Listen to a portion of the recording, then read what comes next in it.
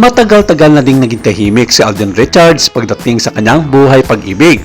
Sa kabila ng mga kaliwat kanang, mga proyekto, mga endorsements at mga matatagumpay na karir, isang tanong pa rin ang patuloy na bumabagabag sa isipan ng kanyang mga fans at netizens. Si Catherine Bernardo nga ba ang nilalaman ng kanyang puso? At ngayong linggo sa wakas, sinagot na rin ni Alden ang tanong na yan sa isang interview na agad umani ng matinding reaksyon mula sa publiko. Sa isang media conference para sa kanyang bagong proyekto, tinanong si Alden ng isang entertainment reporter, kung mabibigyan ka ng pagkakataon na muling makatrabaho si Catherine, game ka ba? At ngayong hindi pa siya kasal, pag-aasa pa bang ma-level up ang inyong friendship? Napangiti si Alden, yung tipong ngiting may alam at tumango bago magsalita. Bakit hindi? I mean, we had something special sa Hello Love Goodbye na hindi ko makakalimutan. Ang simpleng sagot na yon ay tila nagpalipad ng kilig sa ere. Ngunit hindi pa doon natapos ang pasabog ni Alden. Muling tinanong si Alden, this time mas direkta. Alden, straight to the point, sino ang laman ng puso mo ngayon? Tumawa na lang si Alden na halatang kinakabahan pero ramdam sa kanyang mga mata ang sinseridad. At sa kanyang malumanay pero matatag na tinig, sumagot siya, hindi ko itatanggi. Si Catherine ay isang taong naging malapit sa puso ko at hanggang ngayon, special pa rin siya sa akin. Boom! Umalingaw-ngaw ang mga yaman sa venue. Sa social media, literal na sumabog ang timeline sa mga post.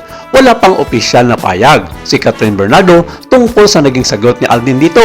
Pero ilang mga netizens ang nakapansin sa kanyang post sa IG ilang oras matapos lumabas ang interview.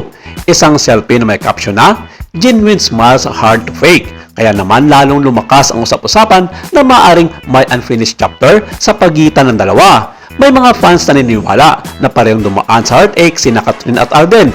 Kaya masanda na raw silang pumasok sa bagong yugto kasama ang isa't isa. Matapos ang pelikulang Hello Love Goodbye noong 2019, naging napakainit ng tambalang Catden. Kahit isang proyekto lang ang kanilang pinagsamahan, naging matindi ang koneksyon nila sa publiko.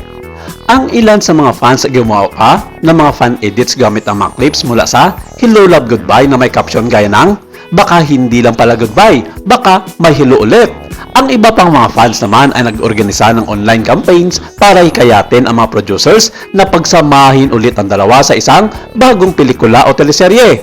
Kung pagbabasihan ang sagot ni Alden, isa lang ang malinaw. Hindi pa tapos ang istorya nila ni Catherine Bernardo. Hindi man niya direktang sinabi na in love pa rin siya, ang kanyang mga kilos, ngiti at mga mata ay nagsasabing higit pa sa simpleng pagkakaibigan ang namamagitan sa kanila. Pero nilinaw din ng kampo ni Alden na ang mga kumakalat na isyu noon tungkol sa namamagitan kina Catherine at Mayor Mark Alcala ay hindi ang kampo niya ang nagsasabing gagamitin lang si Catherine sa personal na pakay ni Mayor Mark Alcala sa politika. Matatandaang lumabas noon ang mga balita na baka gagamitin lang ang kasikatan ni Catherine Bernardo sa pagtakbo ni Mayor Mark Alcala sa mataas na posisyon sa gobyerno. At pagkatapos nito ay babuna si Catherine sa buhay ni Mayor. Marami ang nagsasabi na concern si Alden sa kapakanan ni Catherine Bernardo kung kaya maraming mga netizens ang nag-intriga na siya umano ang punot dulo ng isyu na magagamit lang si Catherine sa political career ni Mark Alcala sa kanyang probinsya.